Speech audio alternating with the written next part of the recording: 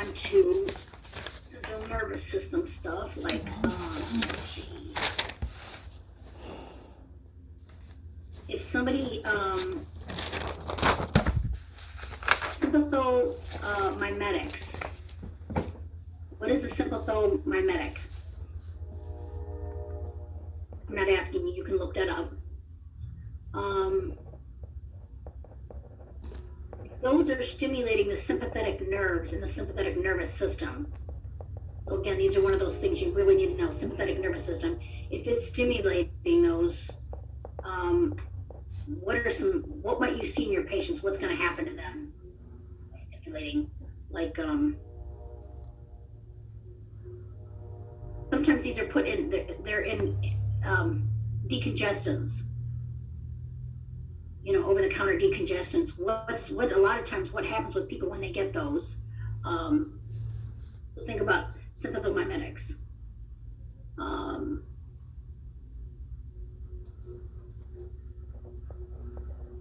Narcotics. What do narcotics do? What is the, I mean, I know they take away point, but pain? I'm not asking right now, just write it down, like, what are they doing? Like, what's the whole point of them? Like, how do they work?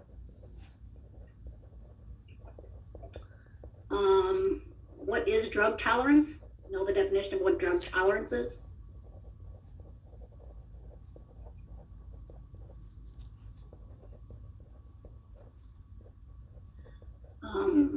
This is a big one you need to know as a registered nurse. The narcotic antagonist for morphine sulfate overdose. MSO4, morphine sulfate overdose. Does anybody know what it is? Naloxone? Yes. Yep. Excellent.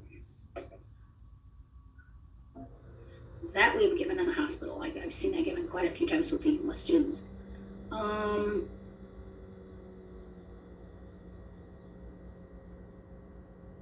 If someone is taking antiemetics routinely, for whatever reason, it could be chemo people, but just antiemetics in general, if they're administering them, they usually want those given routinely, not just based on if they're having nauseous, if they're given routinely to prevent this. So I would say you just need to know that you need to administer them before a meal and routinely. We're not going to wait till they get nauseous. ACE inhibitors. What's a adverse effect of an ACE inhibitor? Kind of talked about that just a little bit ago with some potassium stuff. Bronchodilators. What is an expected outcome of a bronchodilator? Again, if you don't remember that, you're taking the exam, take the word apart. Bronch, dilate. Some of these are just really foundational. You just have to know. It's not about memorizing for the test, you guys. I'm trying to get you to see a bigger picture. Bronchodilator, you know, it's dilating the bronchioles, right? So instead of being like this, we're wide opening. So when you have that wide open, my goal is not to decrease their secretions, right? Or dry them up. Bronchodilator is opening them up. We want to decrease their difficulty breathing, so we open them up. Oh, I can breathe now. You know, when we talk about vessels, when we talk about cardiac stuff, you guys have heard me say, what does, this is not, I'm getting off subject, but I want you to understand it and relate it. When someone takes nitroglycerin, we talked about that in 141. It's a vasodilator. Again, it dilates. What is that doing when we take it, when the patient's having chest pain? It dilates that coronary artery. It gets blood to where there's no blood. It dilates it. It's bringing that to it. So understanding these important things like bronchodilators, it's opening them up. It's helping them so they can breathe better.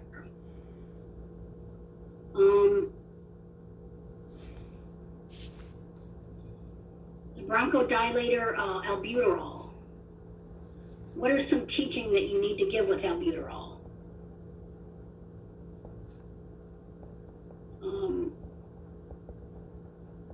I'm thinking like, what kind of, let's see.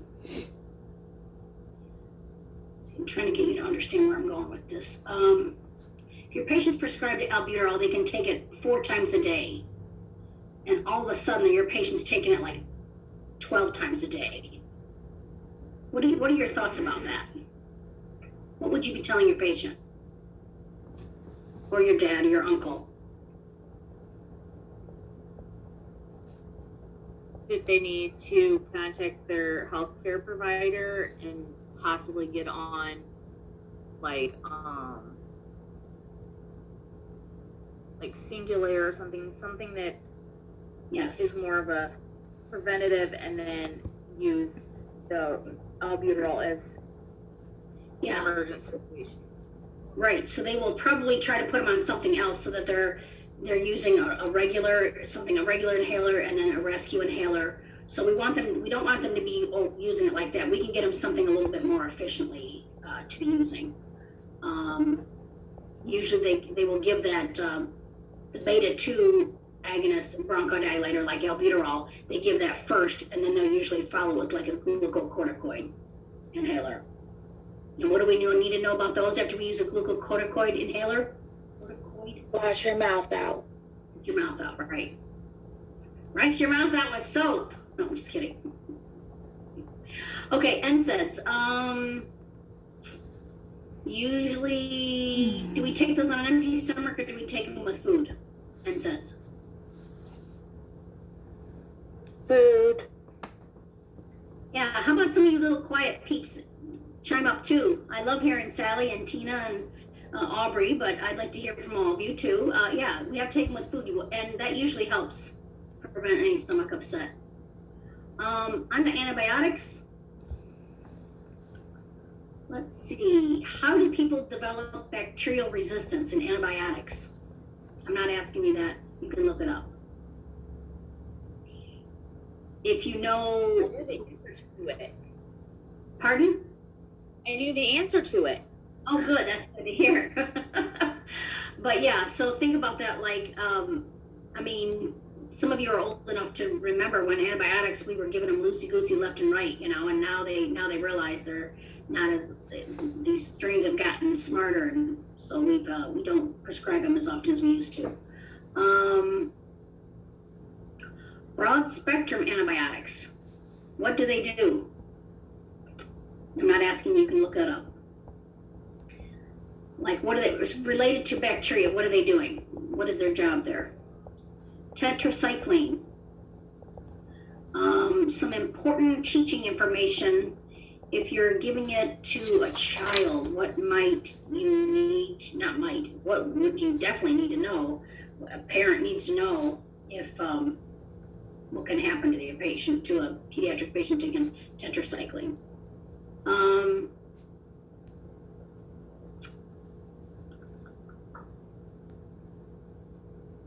Let's see.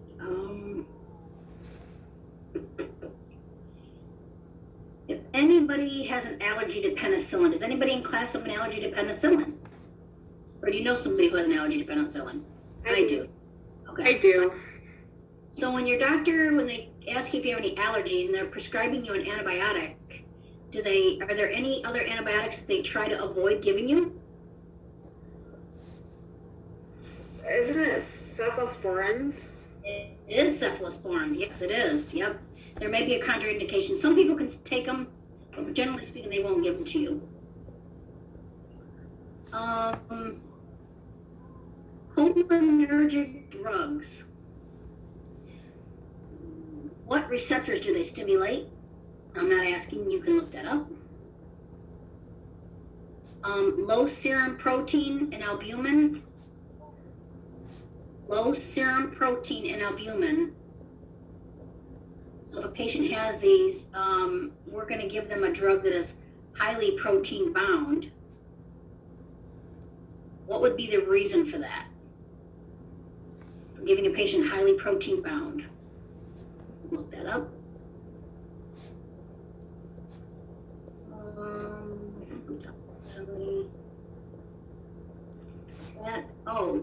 Digoxin.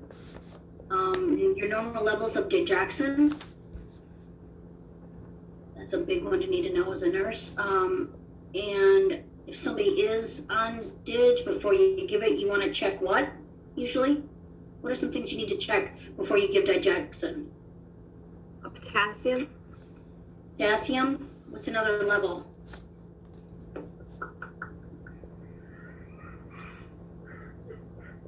It's a DIG level. You want to check the usual draw labs and check their digoxin level. What is the antidote to digoxin?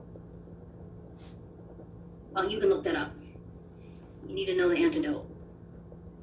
It's rifampicin, isn't it? Starts with an R. Rip. I'm gonna let you look it up. What about, I talked about nitro just a little bit ago, giving it to your patients, vasodilator. Does anybody know a side effect? Can you list off some side effects of that? Given angina, given nitroglycerin? A really bad headache. Yeah, bad headaches, yeah. Hopefully they will have a decrease, they'll probably have a decrease in their blood pressure, but yeah, a headache. That's why when we teach nursing students to give, if you give a nitro paste, you wear gloves so you don't get it on your fingers. I've seen a nurse get it and get dizzy. Beta blockers. Why can they not be stopped abruptly? I'm not asking you, you can look that up. Beta blockers. Is 16 a low number? Adrenergic,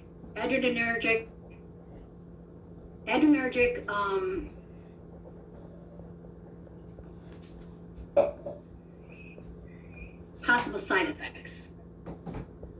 So you have to know, you have to remember what adrenergic means. Cardiac glycosides, what do they do? What is the point of them? Like, what do they do in the body? Statins, what is some important statin information that we need to teach our patients about statins? Like something they would need to report.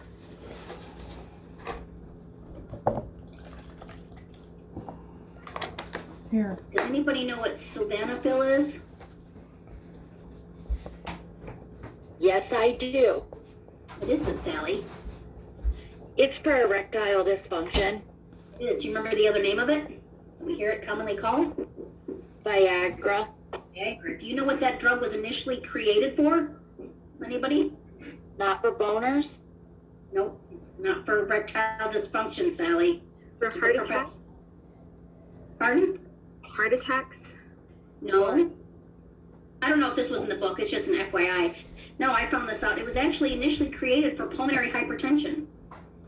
So if you know that, pulmonary hypertension, so they've got hypertension in their pulmonary artery system, which would lower it.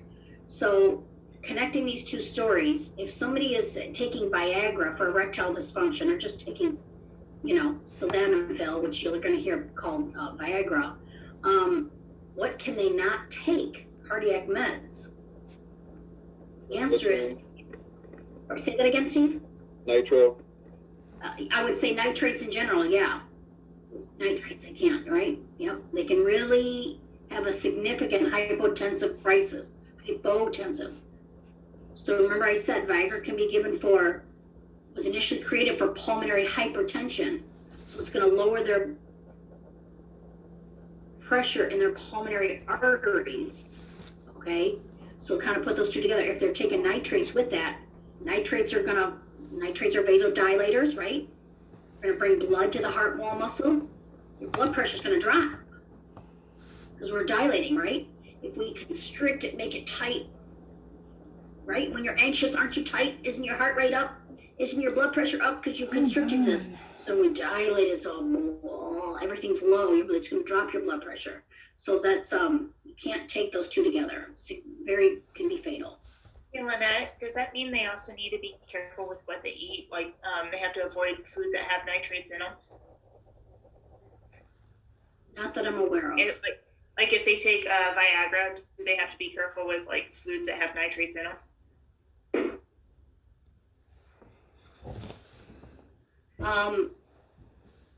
Sorry.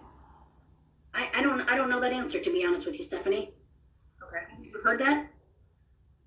Because I think that nitrates in the food are not the same kind.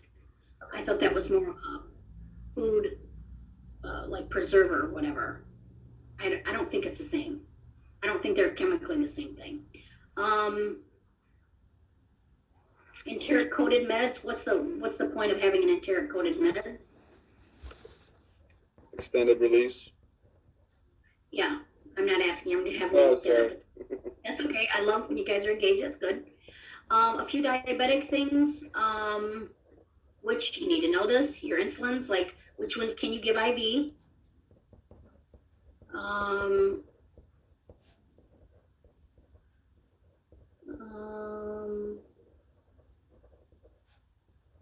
Just overall patient education, giving your patient education about insulins. So like things you would need to know about them, like when you give it, when would the anticipated reaction time that you'd see it happening? You know, if you give insulin now, like when would you potentially see hypoglycemic or peaks and all that stuff? Like know all your insulin stuff. Signs and symptoms of hypoglycemia. And I think that's about the notes I have.